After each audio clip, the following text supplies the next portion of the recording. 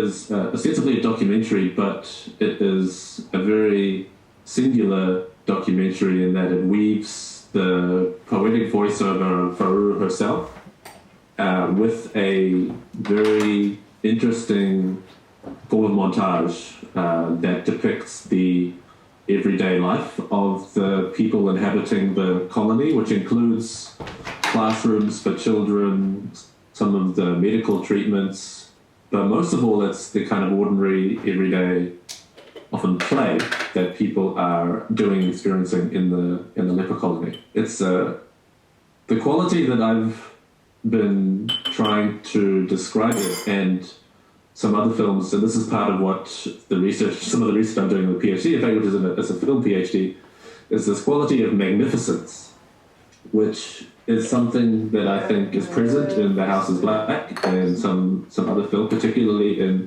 certain documentaries, where there's this expression of the singular nature of people and things, particularly in very, very dramatic and dire situations.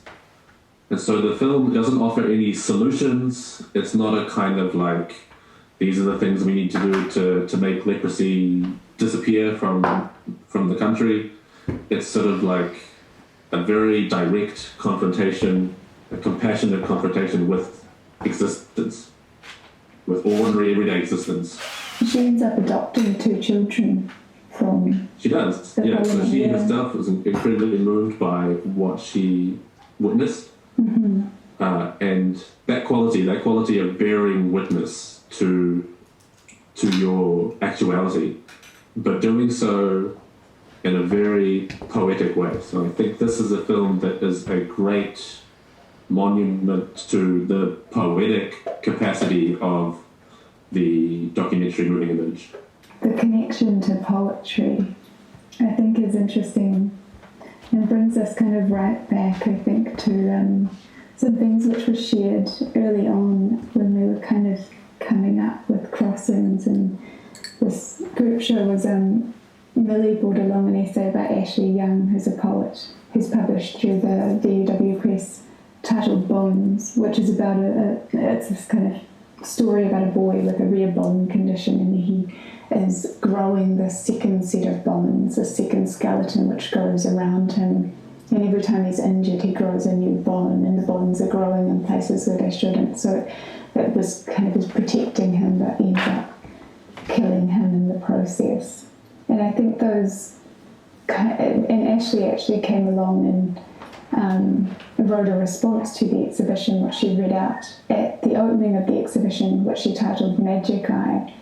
And I think the ability of poetry to put these things in kind of into different terms, and I love the way that Ashley described things in Magic Eye, where she talked about the kind of the stretching of time. There's a piece in that text that she read out, the section rather, I think it's near the start, where she's, I think, the person narrating the text, the essay, which is kind of poetic essay, I suppose, is describing an encounter with a figure in the street that is sometimes her father and sometimes is not, mm-hmm. depending on where you are in relation to this figure.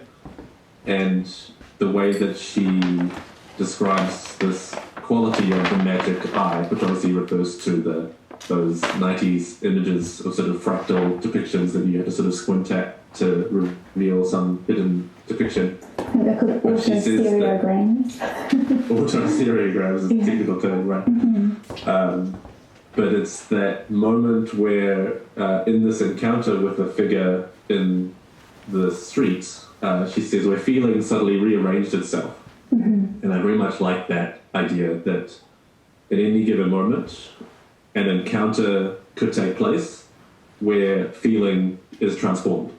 Mm-hmm. And I think that's a very beautiful description of what should happen in everyday life, but certainly what the artwork as an encounter can also produce.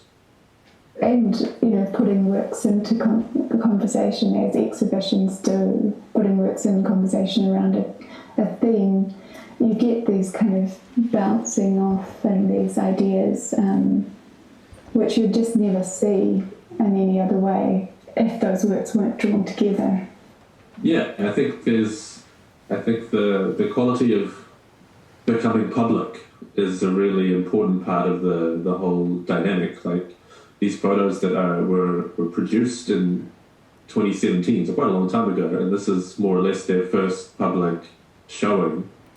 So it's not only that they take on another life, and they create new encounters and more displacements and hopefully more rearrangements of feelings. Mm-hmm. But they also now have these friendships, if you like, with the other works and the other genealogies of those works as well. So I think there's a real charm to placing this many different artists coming from all these different perspectives and angles and locations in one space at one time.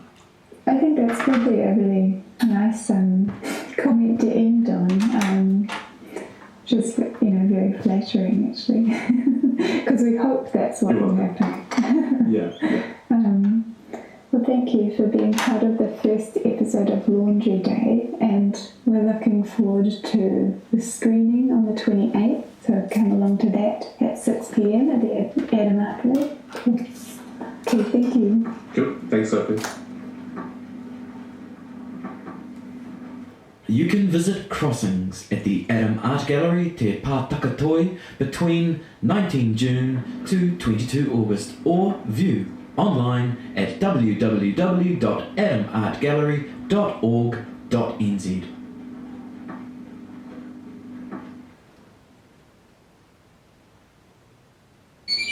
Welcome to Laundry Day, an unfolding series of conversations between artists, friends and collaborators gathered through Crossings, a group show about intimacies and distances. Each episode